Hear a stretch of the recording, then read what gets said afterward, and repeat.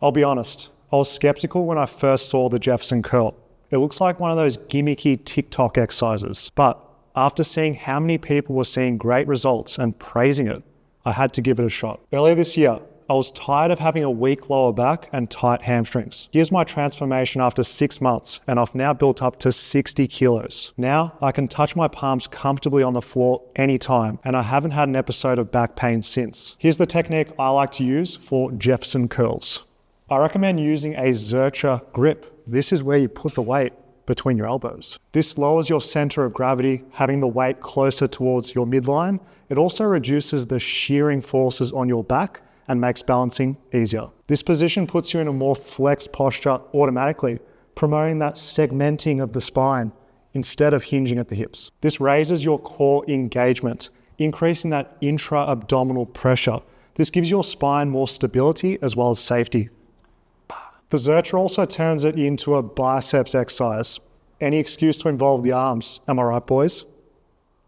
Having the feet shoulder width apart is what I prefer using. This setup gives your hips more space for your legs to move between. This way, if you have any restriction or tight hamstrings, you'll be able to go deep. With the legs, you want to lock the knees out, squeezing the quads hard at all times to pull yourself down deep into the stretch. The most important part of the Jefferson curl is to articulate your spine segment by segment. Start by tucking your chin, then round through the upper, mid, and finally lower back in one smooth, controlled motion. Once you've hit your maximum stretch, reverse the rounding motion, uncurling yourself from the bottom up. With breathing, I recommend just doing it naturally. By calmly inhaling and exhaling, your body will use the stiffness it needs for the job.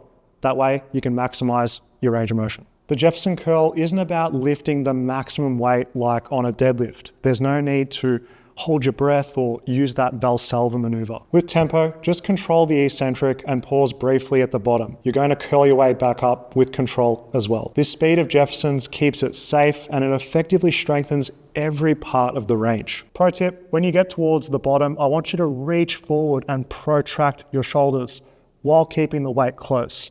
This is going to anteriorly tilt your pelvis and stretch those hamstrings even more. How heavy you should go on Jeffersons is the most common question. You can literally start with just your body weight, learning how to segment your spine safely. But most of you can comfortably start with 5 to 10 kilos.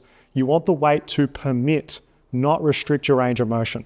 It's heavy enough to get into that deep stretch, but not so heavy that you're scared or timid. Guys, please don't attach ego to Jefferson curls, even if you can lift multiple plates on the deadlift. Your body needs time to safely adapt to moving heavier weights under spinal flexion. Always progress your load and range patiently, and your body will build strength and resilience with this sensible approach. The quality of the motion is arguably more important than how heavy you Jefferson curl. That's an important takeaway for those of you who are serious about mastering bent back deadlifts. Treat each rep with respect and your body will change. Remember fellas, you've only got one body and one life. If you want to unlock adult flexibility, go to fitnessfaqs.com and get my full body routine today.